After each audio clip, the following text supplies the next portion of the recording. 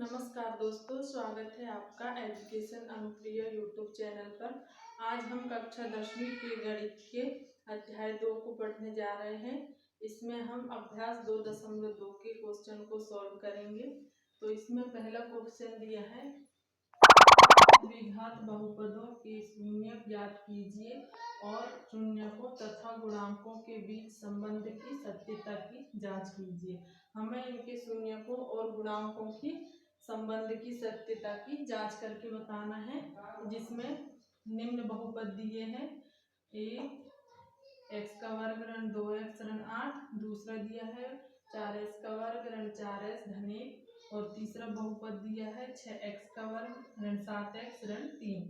चौथा बहुपद है 4u का वर्ग धन 8u और पांचवा बहुपद दिया है t का वर्ग ऋण 15 और छठवां बहुपद दिया है 3x का वर्ग ऋण x ऋण 4।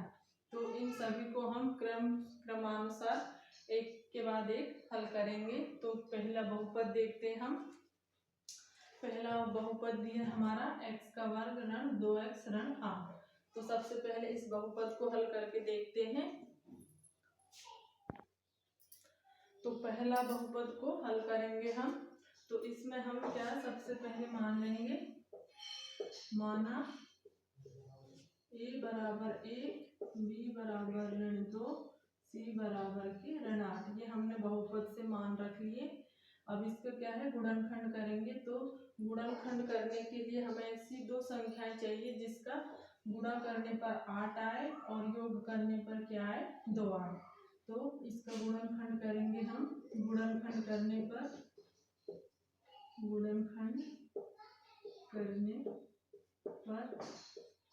x का वर्ग ऋण 2x, इसका 4 के साथ गुणा करेंगे तो क्या आ जाएगा, 8 आ जाएगा। ऋण 4x धन 2x ऋण 8। ये 4 और 2 का गुणा करेंगे तो 8 आएगा और ऋण 4 धन 2 का योग करेंगे तो हमारे पास 2 आ जाएगा। इस तरह हम इसका गुणनखंड निकालेंगे। तो x कॉमन आ जाएगा, हमारे पास बचेगा x ऋण 4, यहाँ पे आ जाएगा x प्लस 2 और फिर यहाँ पे आ जाएगा x ऋण 4। तो क्या x ऋण 4 को हम कॉमन ले लेंगे, फिर बचेगा हमारे पास x प्लस 2। तो ये गुणनखंड आ गए हमारे। अब हम इसमें शून्यकों की जांच करेंगे। तो जब x ऋण 4 बराबर 0 रखेंगे तो क्या आ जाएगा, x बराबर 4 और जब x धन 2 बराबर 0 रखेंगे तो हमारे पास x का मान आ जाएगा ऋण 2। तो शून्यांक क्या आ गए हमारे पास, शून्यांक बराबर आ जाएगा, शून्यांक बराबर 4 और ऋण 2। ये हमारे दो शून्यांक आ गए। अब हम इसका योग निकालते हैं। योग बराबर कितना आ जाएगा, 4 धन ऋण 2। तो 4 धन ऋण का ऋण हो जाता है तो ऋण 2 बराबर कितना आ जाएगा, 2। तो सूत्र के अनुसार क्या, इससे हम जांच करेंगे सत्यता की। तो सूत्र के अनुसार योग का सूत्र है हमारा माइनस के b बटे में a बराबर b का मान क्या है, ऋण 2, ऋण ऋण का हो जाएगा धन 2 बटे a का मान हो जाएगा 1। तो बराबर क्या आ जाएगा, 2।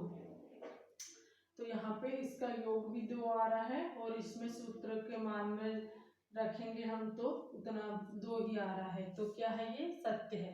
इनके शून्यकों तथा गुणांकों की सत्यता है, जांच किए हमने तो क्या आएगा, इसका सत्य आएगा। इसी तरह हम इसका गुणनफल निकालेंगे। गुणनफल क्या आ जाएगा, 4 गुना ऋण 2 बराबर 4 दूना 8 ऋण 8। अब इसके गुणनफल में सूत्र के अनुसार मान रखेंगे तो हमारा आ जाएगा c बटे a। तो c का मान कितना है, ऋण 8, a का मान है 1। तो ऋण 8 8/1, तो कितना आ जाएगा ऋण 8। इसका भी गुणनफल का मान और सूत्र के अनुसार मान दोनों समान आया है, मतलब ये भी क्या है, सत्य है। तो अतः शून्यकों तथा गुणांकों के संबंध सही है। इस तरह हम दूसरा बहुपद भी हल करेंगे, उसका गुणनखंड निकाल के उसके सत्यता की जांच करेंगे। तो आइए हम देखते हैं अब दूसरा वाला बहुपद।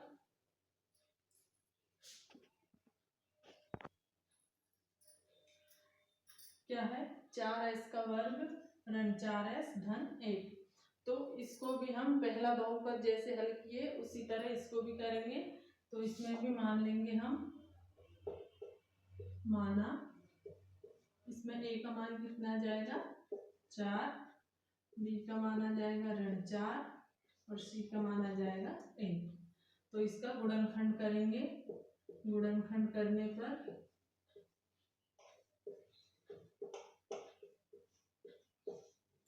4s का वर्ग ऋण 4s प्लस 1।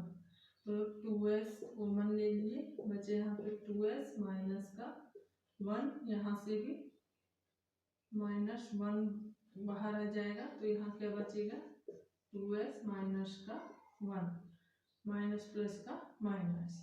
तो 2s कॉमन ले लेंगे हम, ये 2s माइनस के 1, फिर बचा क्या 2s और -1, 2s माइनस के 1। तो ये हमारे दो गुणनखंड आ गए।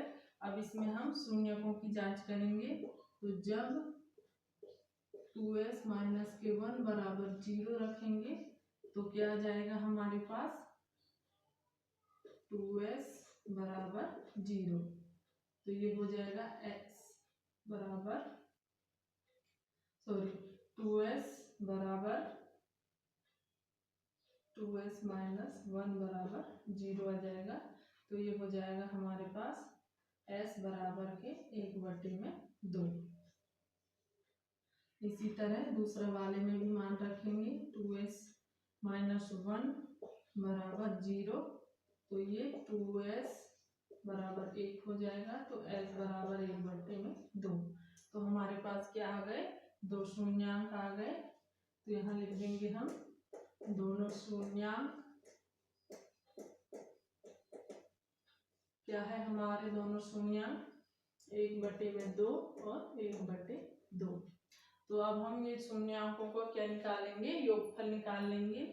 तो योग कितना आ जाएगा इनका, योग बराबर 1/2 धन 1/2 बराबर, ये हो जाएगा हमारा 2 प्लस, और यहाँ पे 2 दूना 4 हो जाएगा, 2 + 2 बराबर 4/4। तो ये 4 से 4 कट के 1 आ जाएगा।